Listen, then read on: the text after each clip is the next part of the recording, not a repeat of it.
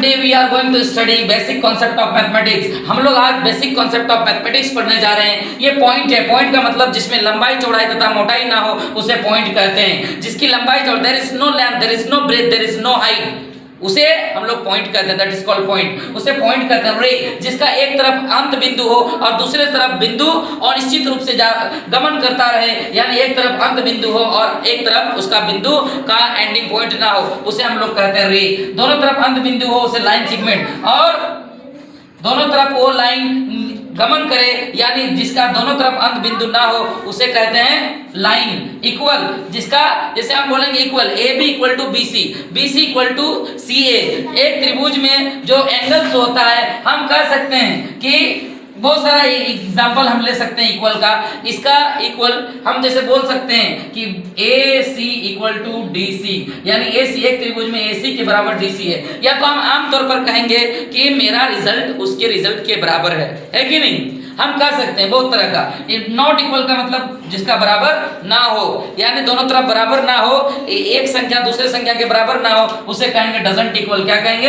Doesn't equal. Angle, एक त्रिभुज में 3 एंगल होता है, त्रिभुज में 3 एंगल होता है, और चतुर्भुज में 4 एंगल होता है, स्क्वायर में 4 एंगल होता है, रेक्टेंगल में 4 एंगल होता है। त्रिभुज में तीनों कोनों का योग 180 डिग्री होता है। The sum of each angle is equal 180 degree and each angle is 60 degree. और प्रत्येक कोण 60 डिग्री का होता है। इसमें 3 एंगल्स होते हैं। उसी तरह ये एंगल का मतलब होता है एक खड़ी रेखा और एक पड़ी रेखा मिलकर जो झुकाव पैदा होता है उसे हम लोग एंगल कहते हैं। उसी तरह स्क्वायर, चारों कोनों का योग मिलाकर स्क्वायर का मतलब होता है वर्ग, जिसका प्रत्येक कोण 90 डिग्री का होता है। The sum of each angle is 360 degree, प्रत्येक कोनों का योग 360 डिग्री होता है। उसी तरह रेक्टेंगल में भी आमने सामने की भुजाएं बराबर होती है। इस रेखा के बराबर ये रेखा, इस रेखा के बराबर ये रेखा। तो आपका रेक्टेंगल में चारों कोनों का योग 360 डिग्री होता है और प्रत्येक आमने सामने की भुजाएं बराबर होती है, और इसमें चारों कोण आपस में बराबर होता है। स्क्वायर में, किसमें? स्क्वायर में। आपको समझना है। सर्कल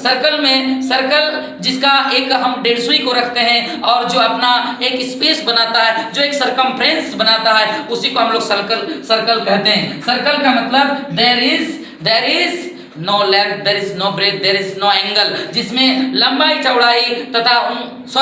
चौड़ाई हो लेकिन उसमें एंगल ना हो, ये 360 डिग्री का एंगल बनाता है। कितना डिग्री का? 360 डिग्री का एंगल बनाता है। एक बार एक 150 को रखने का जितना स्पेस को वो लेता है उसे हम लोग क्या कहते हैं? सर्कल। क्या कहते हैं? सर्कल कहते हैं। ध्यान दो बेटा, इधर समझने वाली बात है। उसी तरह 3 बिंदु रहेगा उसे देयरफॉर कहते हैं। 3 बिंदु, एक ऊपर की रहे तो देयरफॉर, एक नीचे की रहे तो सिंस हम लोग ये मैथ में इस्तेमाल करते हैं, रेशियो मैथ में इस्तेमाल करते हैं। इसको कहते हैं प्रोपोर्शन, इसको परपेंडिकुलर यानी लंब कहते हैं। उसी तरह ये राइट एंगल ट्रायंगल, जिसका एक कोण 90 डिग्री का हो और 2 कोण न्यून कोण हो यानी एक्यूट एंगल हो, और एक राइट एंगल ट्रायंगल हो, इसीलिए इसका नाम राइट एंगल ट्रायंगल रखा गया। दो रेखा एक ही वे पर एक समान दिशा पर जाए उसे हम लोग पैरेलल लाइन कहते हैं। वो कहीं पर टच ना करे, वो आपस में कहीं पर एक दूसरे का, यहाँ जितना इसका सेंटीमीटर है यहाँ भी उतना ही सेंटीमीटर है। पैरेलल लाइन कभी एक दूसरे में आपस में टच नहीं होता है, उसे हम लोग पैरेलल लाइन कहते हैं। और ऐसे पड़ी देखो इधर कर्व्ड रेखा, वो रेखा जो अप डाउन जाए उसे कर्व्ड रेखा कहते हैं। एक ये लेफ्ट स्लैंटिंग लाइन, जो लेफ्ट स्लैंटिंग लाइन, जैसे हम लोग ए लिखेंगे ए, तो एक है लेफ्ट स्लैंटिंग लाइन, एक राइट स्लैंटिंग लाइन और बीच में स्लीपिंग लाइन, तो ये ए हो गया। उसी तरह राइट स्लैंटिंग लाइन लिखेंगे, बहुत सारा चीज में हम लोग राइट स्लैंटिंग लाइन का इस्तेमाल करते हैं। राइट स्लैंटिंग लाइन जैसे हम ख लिखेंगे या प लिखेंगे तो उसमें हम लोग ये स्टॉप का हम लोग का हेल्प लेना पड़ता है। उसी तरह ये लेफ्ट कर्व, राइट कर्व, और एक यहाँ आपको छूट गया, एक स्लीपिंग लाइन को हम लोग कहते हैं हॉरिजॉन्टल लाइन। क्या कहते हैं? Horizontal line. और जो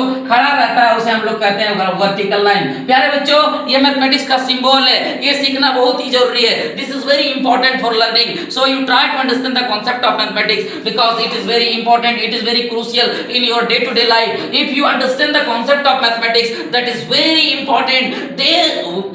They cannot run in the world if you have no knowledge in mathematics. अगर आप If you have no power of mathematics, then how can you calculate anything?